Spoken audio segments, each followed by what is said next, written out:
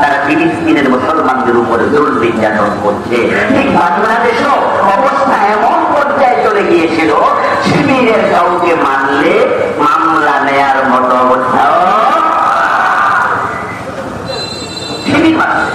ওটাই নাকি বলে হ্যাঁ ঠিক আছে, শিবির করবেন মানবে, জামাত করবেন মানবে।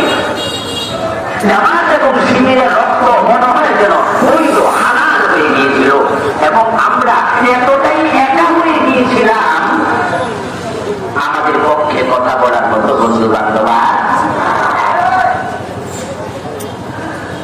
এবার আপনাদের কাছে আমি প্রশ্ন রাখবো, আচ্ছা ওই অবস্থায়ও কি বাংলাদেশ জামাত ইসলামী নেতার আল্লাহর উপর ভরসা হারিয়েছে? আমাদের যে আদর্শ নিয়ে আমরা চলছি, আমাদের এত বাইশ কি হলো?